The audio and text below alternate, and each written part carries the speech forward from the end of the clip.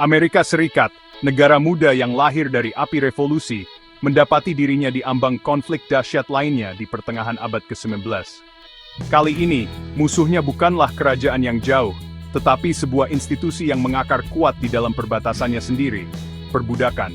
Negara itu terbagi berdasarkan garis geografis dan ideologis, dengan utara, yang sebagian besar telah terindustrialisasi dan menentang perbudakan, berhadapan dengan selatan yang sangat bergantung pada tenaga kerja budak untuk ekonomi agrarisnya.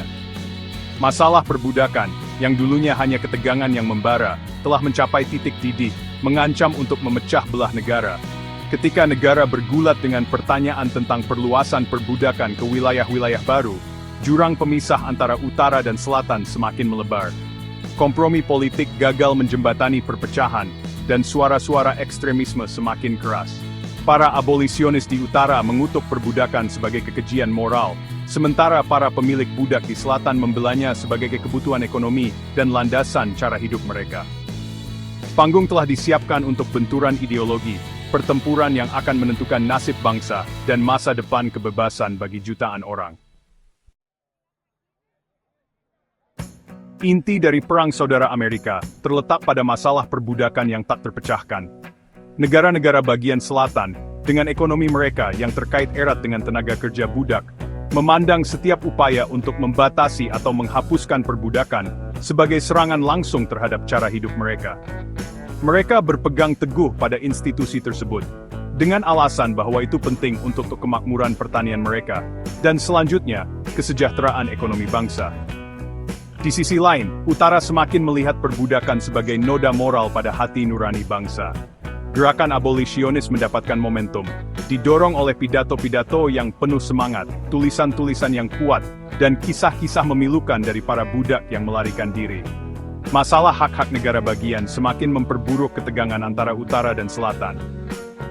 Negara-negara bagian selatan, dengan keras membela hak mereka untuk memerintah diri mereka sendiri, tanpa campur tangan dari pemerintah federal, terutama dalam masalah perbudakan.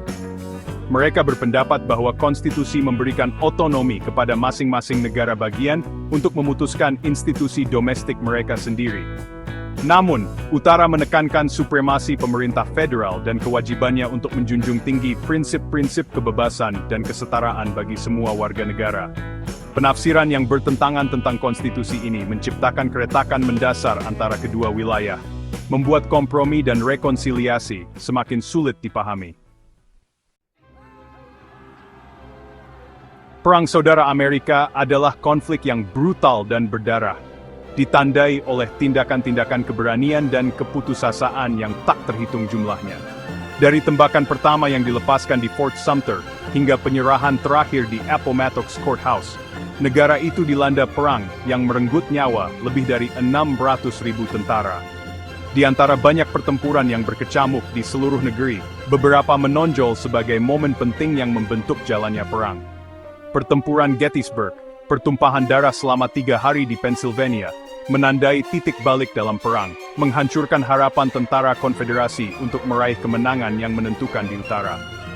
Pengepungan Vicksburg, sebuah kemenangan strategis bagi Union, memberi mereka kendali atas sungai Mississippi, secara efektif membagi konfederasi menjadi 2.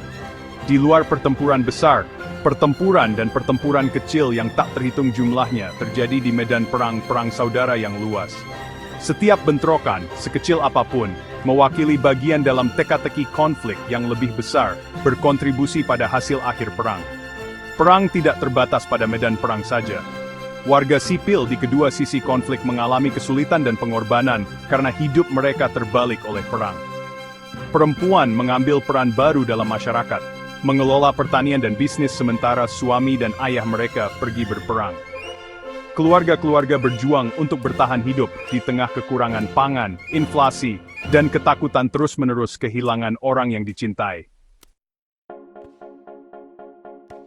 Perang Saudara Amerika adalah bentrokan bukan hanya antara tentara, tetapi juga ideologi dan kepribadian. Tokoh-tokoh yang menjulang tinggi muncul di kedua sisi konflik. Nama mereka selamanya terukir dalam sejarah. Abraham Lincoln, Presiden Amerika Serikat yang ke-16, membimbing bangsa melalui masa-masa tergelapnya, memegang teguh keyakinan bahwa rumah yang terpecah tidak dapat berdiri. Komitmennya yang tak tergoyahkan untuk mempertahankan persatuan dan kefasihannya dalam mengartikulasikan tujuan kebebasan menginspirasi suatu bangsa dan membantu mendefinisikan arti kebebasan untuk generasi-generasi mendatang. Di pihak Konfederasi, Jefferson Davis, Presiden Negara-Negara Konfederasi Amerika, memimpin upaya Selatan yang akhirnya gagal untuk merdeka. Robert E. Lee, Jenderal Konfederasi yang brilian, mendapatkan rasa hormat dari utara dan selatan atas kecakapan militernya dan pengabdiannya yang tak tergoyahkan untuk tujuannya.